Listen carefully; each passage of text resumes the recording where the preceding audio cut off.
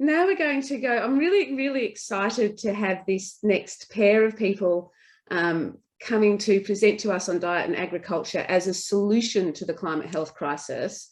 So I've got Ben Eitelberg and Emma Strutt from the Lentil Intervention. And the Lentil Intervention is this wonderful sort of advocacy and education project that's been going on for, I don't know, it's a few years now, I think.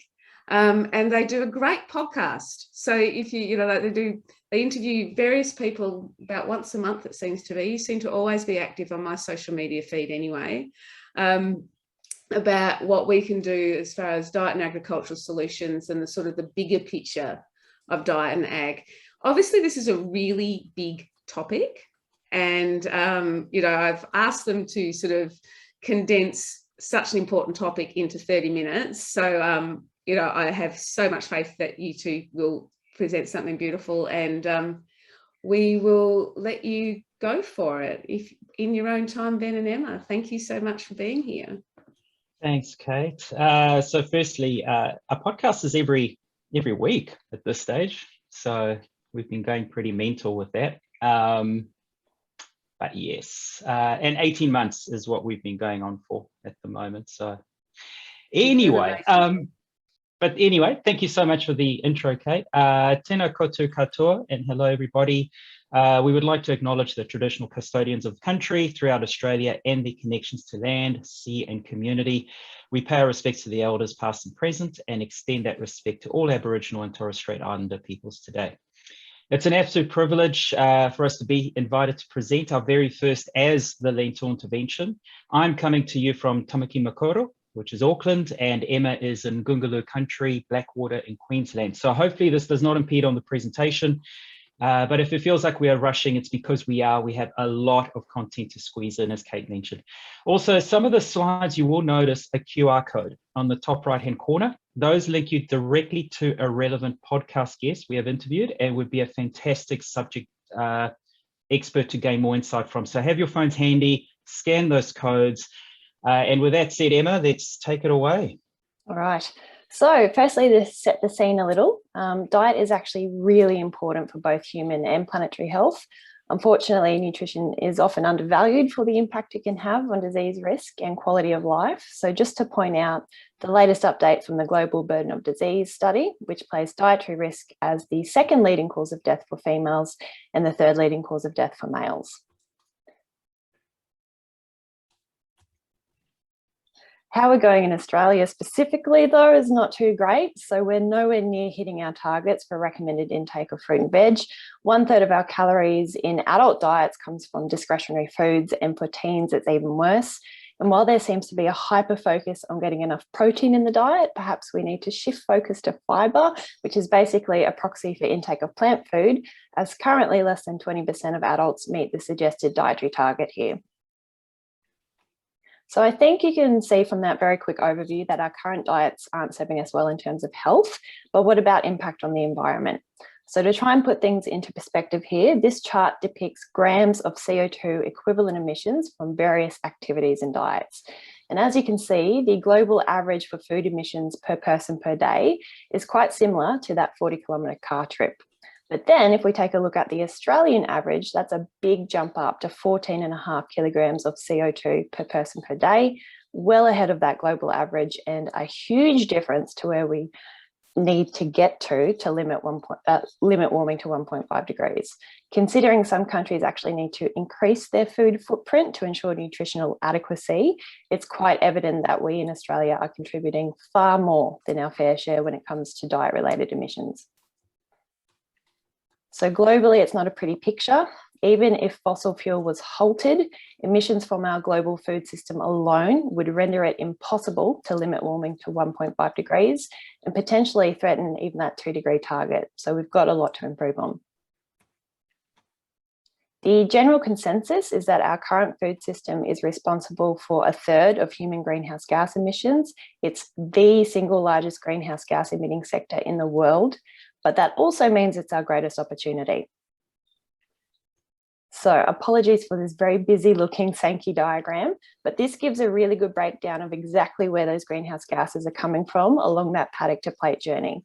So the vast majority of emissions are from agricultural production and land use changes. Interestingly, transportation only accounts for 4.8%. So purely in terms of greenhouse gases, buying local is not actually as important as the type of food that you're buying, and that type of food that's most detrimental is meat.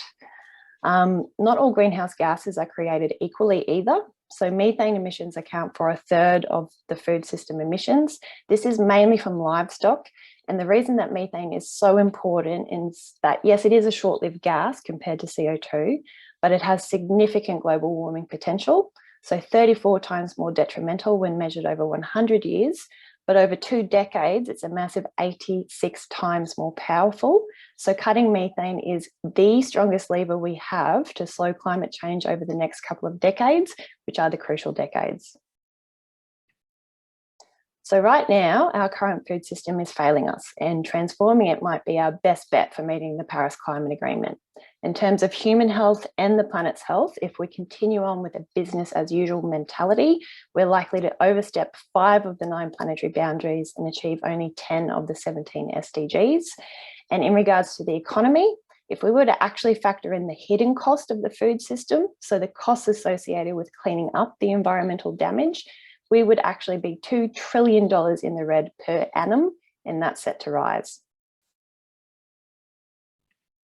So not only is our global food system a significant source of greenhouse gases, it's by far the largest cause of terrestrial ecosystem destruction, accounting for 50% of global habitable land, of fresh water consumption at 70% of global use, of waterway pollution due to overuse of nitrogen, phosphorus, and the intensive livestock practices, and also of biodiversity loss. So we're currently living through the 6th mass extinction event, one that is largely man-made, and our food system plays a huge role in that.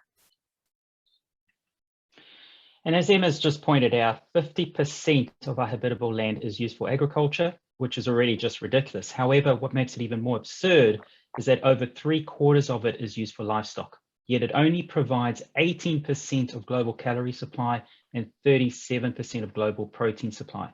And this is from both meat and dairy. Not an efficient use of our land, especially when we need to convert that land, and that is where the problems begin.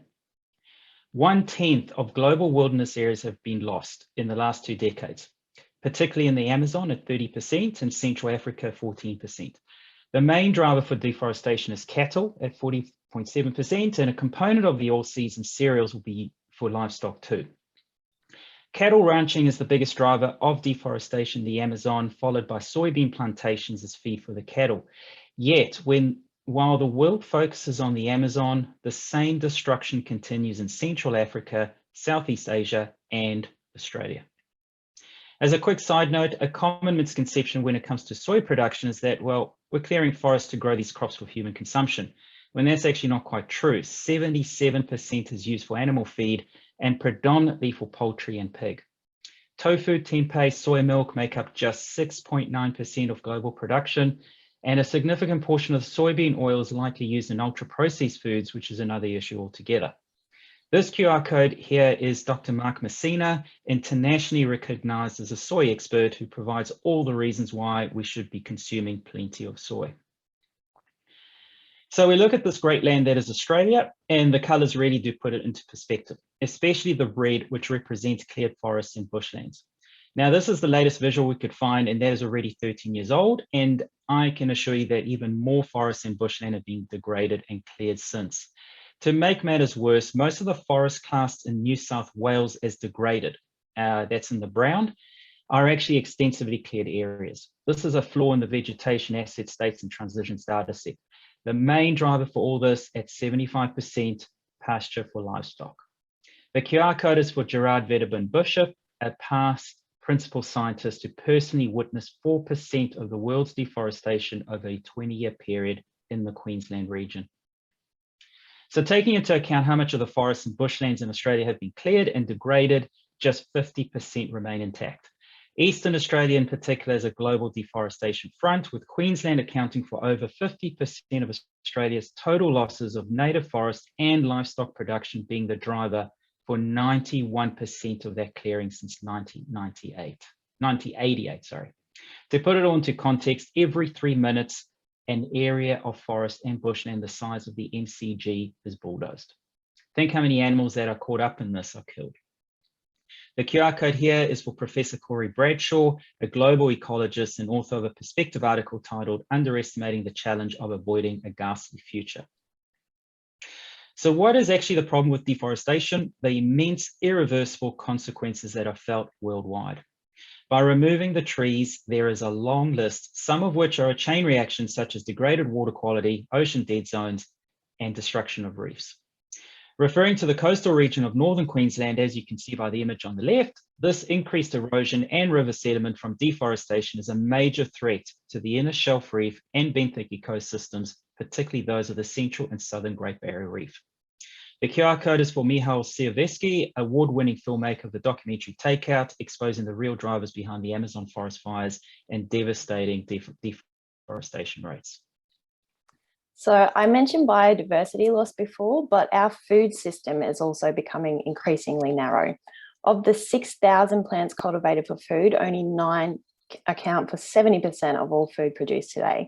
About 1/3 of fish stocks are classified as overfished, and outside of Australia, bees are disappearing. So this threatens the sustainability of our food system, a system that is already suffering from increasingly unstable yields due to climate change. It's not just what happens on land either, but there's also huge concerns below.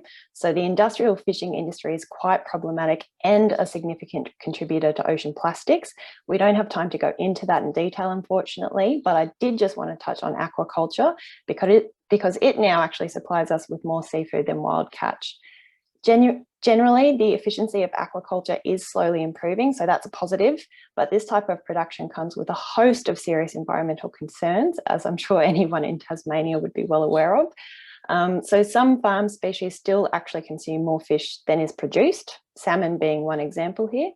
Farm fish are also regularly kept in filthy, overcrowded conditions that fosters disease. Because of this, the industry relies heavily on antibiotics. In Chile, for example, which is the second largest producer of farm salmon, over 382 tonnes of antibiotics were used on their fish in 2016.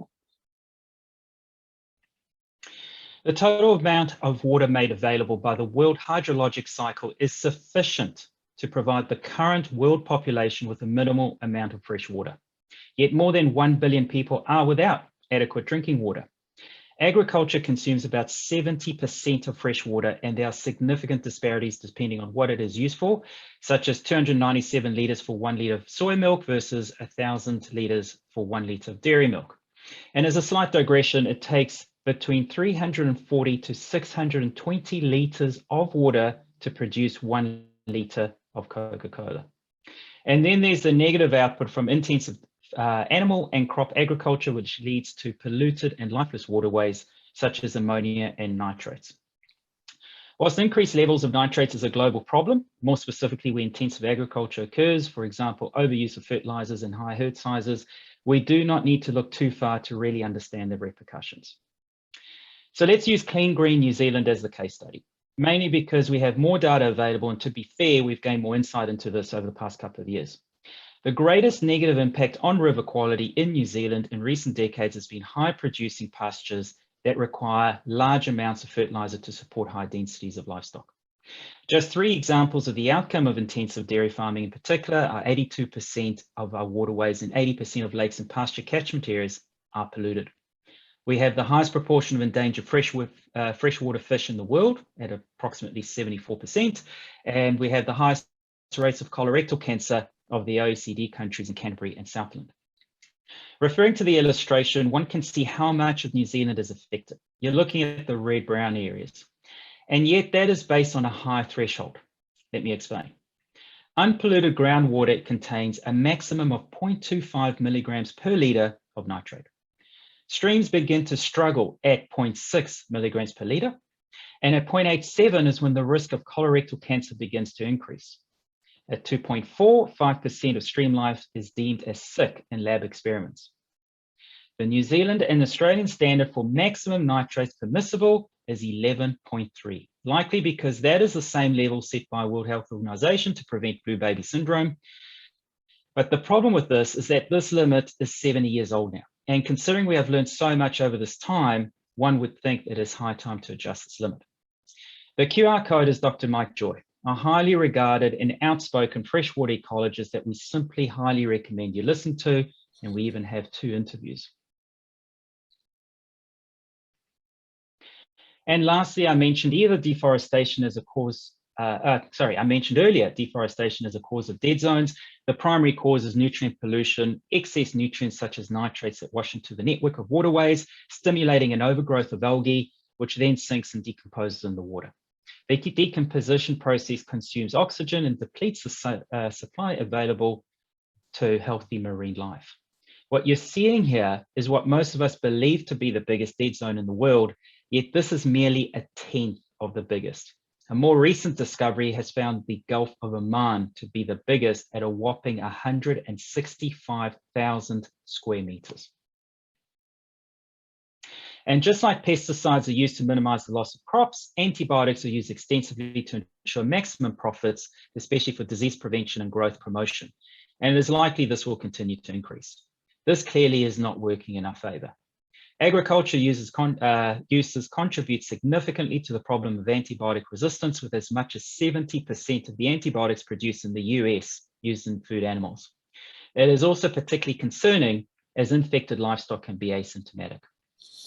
And then, of course, this conference is online thanks to a zoonotic disease. But Salmonella, E. coli, rabies, influenza, various iterations of coronavirus are all zoonotic diseases. They comprise 60% of all infectious diseases in humans, and this is increasing with the emerging diseases. And the way we treat our land, our ecosystem as a whole, is effectively driving these increased occurrences. So moving on to food waste now. Food is wasted for a variety of reasons, but one thing that is quite certain is the percentage of food waste is too high. So an estimated 1.3 billion tonnes of food, or roughly 30% of the global production, is wasted each year. In regards to greenhouse gas emissions, if food waste were a country, it would be the 3rd biggest emitter behind China and the US. In Australia, we waste 7.6 million tonnes of food each year. Think of that as chucking out 1 in 5 of your grocery bags.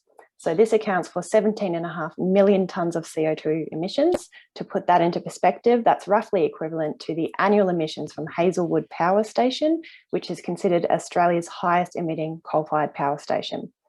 Environmental impacts aside, considering 1 in 5 Australians will experience food insecurity, the amount of waste in our current food system is unacceptable and unethical.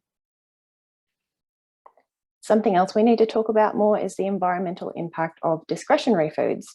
So these are non-essential foods providing no significant nutrition, and on average, discretionary foods actually account for roughly 1/3 of the total diet-related water, energy and land use, and 1/3 of carbon dioxide equivalent emissions. So given the crucial role of food for health outcomes, nutritional quality should be seen as a core component of food system sustainability. So let's talk solutions. The United Nations Food and Agriculture Organization defines a sustainable food system as a system that delivers food security and nutrition for all in such a way that the economic, social, and environmental basis to generate food security and nutrition for future generations are not compromised. So that includes eating for our health, eating for the planet, and creating sustainable communities. A 2018 publication studied the environmental impacts of 38,700 farms and 1,600 processors, packaging types, and retailers for 40 different agriculture groups. The outcome? High impact beef producers create 105 kilograms of CO2 equivalents compared to just 0.3 kilograms of CO2 equivalents, including all processing, packaging, and transport for low impact beans, peas, and other plant-based proteins. And when it comes to land use, per 100 grams of protein, 300 square meters for beef versus a measly 1 square meter for legumes. On this graph, the pink line makes a very clear distinction between animal-based products and plant-based foods when it comes to greenhouse gas emissions, acidification, eutrophication, and of course, land use, which we have already spoken about. So eating less meat certainly helps with emissions, but we're no longer at a point of doing something a little better. We now need to be doing the best we can, and that is transitioning to a whole food plant-based diet. So I'm hoping most people are familiar with the Eat Lancet Commission. The Planetary Health Diet was the first attempt to provide scientific targets for healthy and sustainable diets that can be universally applied. So a planetary health plate should consist by volume of 50% veggies and fruit, with the other half of the plate consisting primarily of whole grains, plant protein sources like beans and lentils, unsaturated plant fats, and modest amounts of animal proteins if you choose to eat them. And when I say modest, I really do mean it. So if you were to eat these foods daily, rather than say bank it up and have a weekly meal, beef, lamb, and pork is to be limited to 14 grams per day, chicken and other poultry to 29 grams, fish to 28 grams, and eggs to 13 grams. So really minimal amounts of animal product. Now, I know some of you may have concerns regarding the nutritional adequacy of plant-based diets, but really you needn't. So apologies for this very text-heavy, boring-looking slide, but this is an excerpt from the American Academy of Nutrition and Dietetics position paper on vegetarian and vegan diets. So this is the largest dietetic body in the world, and it's their position that if appropriately planned, and can I just say what diet shouldn't be, vegetarian and vegan diets are healthful, nutritionally adequate, can provide health benefits, reducing the risk of certain diseases. It's more environmentally sustainable, and this way of eating is appropriate for all life stages. So modelling has suggested that it is biophysically possible to feed 10 billion people on a healthy diet within planetary boundaries. Transitioning to a plant-based diet is the most important single tool in our toolkit, but that alone is not enough. So success hinges on multiple actions. We also need to ensure the healthfulness of those plant-based calories. So intake of discretionary foods needs to be decreased. Efficiency of the agricultural sector needs improving, and transition to more regenerative farming needs to occur. And finally, we need to reduce our food waste by half. So only the combination of these key things will get us to where we need to be. And for this to occur, we need policy changes and widespread education campaigns. So what can you do as doctors? Please don't be too overwhelmed. You're not expected to be the experts on food within the healthcare setting, but there are a large number of ways to get involved and accelerate change if you're wanting to, and I'll run you through some of what I think are most critical. So firstly, get political. So the primary barrier to enacting policies to create healthier, more sustainable food systems is opposition from large food companies, primarily the producers of ultra-processed food and the meat and dairy sector. There's a reluctance from politicians to tax and regulate, even putting restrictions on the amount of junk food marketing that targets children, which is huge, by the way, seems near impossible. And this policy inertia, given the current state of affairs, is unacceptable. As primary healthcare providers and as one of the most trusted occupations, doctors are uniquely positioned to make some noise in this space and get people listening and talking. I'd highly recommend scanning that QR code and listening to our interview with Professor Boyd Swinburne for more information here. Next is take a multidisciplinary approach. So I fully appreciate just how under the pump doctors are. You'd be hard pressed to make meaningful dietary changes in a 10-minute consult, let alone cover everything else you need to. So consider utilising dietitians more that can educate the patient on plant-based diets, or referring on to evidence-based health programs. Don't forget that this is going to be incredibly helpful for patient health outcomes. Next is act local. So this is twofold. Think about how you can advocate for sustainable food practices in your workplace. And I've got a number of examples listed there, depending on what sector you work in.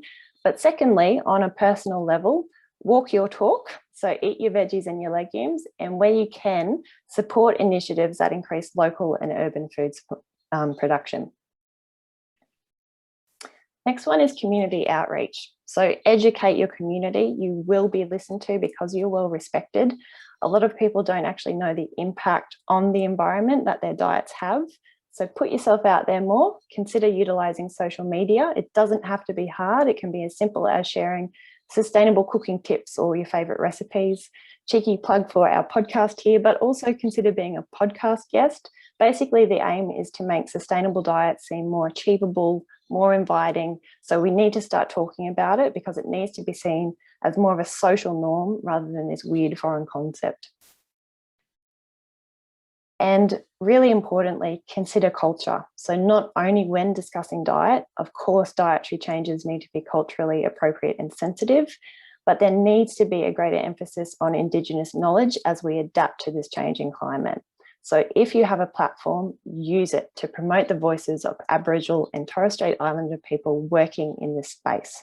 Australia's Indigenous population have been the environmental stewards of this land for thousands of years, and Western food crops and livestock really have taken a toll on this land. A lot of what we grow here is not ideal to the climate, and yields will continue to be affected as our climate becomes more unstable. So cultivating more native plants and bush foods, kangaroo grass would be a perfect example here, and promoting traditional farming methods could be a key component of making our food system more sustainable and fit for purpose in Australia, and Aboriginal and Torres Strait Islanders need to be leading the way on this. And lastly, you, the health sector, has a profound responsibility and opportunity to reduce greenhouse gas emissions to limit the widespread health harms of climate change. Greenhouse gas emissions from healthcare are substantial, and the healthcare sector has generally lagged most other industries in reducing its carbon footprint. The sector not only has a responsibility, but an opportunity to take action, and in so doing will only yield personal health and economic benefits. And we too at the Lentil Intervention are taking action. 2 campaigns in particular that I will mention: the HEAL solution, which is an immersive experience that takes a deeper dive into the solutions and equips participants with knowledge and tools to take action for both personal and planetary health. And there's the Athletes for Nature, which is a tribal movement of outdoor enthusiasts that encourages more people into the outdoors, appreciate the importance of nature, and take action to protect it. A perfect example is a plogging day that we're holding at the end of this month. And that concludes our information overload, and we really do hope we shared some useful insight and some inspiration to take action. Please do visit our website where we have a whole bunch of resources. Sign up to the newsletter, which I've actually seen already a few notifications, so thank you. Subscribe to the podcast, follow us on our social channels, and support us. We're still a startup. We have big ambitions to lead change in the communities, but we do need financial support to deliver. And our final QR code, it's our very own conference host, Dr. Kate Wiley, who we interviewed a little wee while ago. So thank you very much. Oh, Ben and Emma, that was fabulous. Thank you. Apologies for rushing. We had so much we wanted to cover, and we had slides we had to cut. So sorry if it was boop, boop, boop, boop. But oh, yeah, no, but it was great because you had this beautiful narrative arc and you kept it going, and the forward momentum was fabulous. And that's actually half the presentation we started with. Well, we probably could have given you a day. You would have happily given us a day. Yeah, so I just want to just really acknowledge your expertise in this area. I didn't say that you were both accredited practicing dietitians, that Emma is in the Australasian Society of Lifestyle Medicine, that Ben is a vegan nutritionist and an ultramarathon runner. But, your expertise just absolutely came out in your presentation. I think everybody here is going to be wanting to look at your website and have a bit of a squizzy about all the fabulous things that you do. Yeah, I think everybody just show your appreciation to Ben and Emma, and thank you so much for your time. I just think that was absolutely wonderful.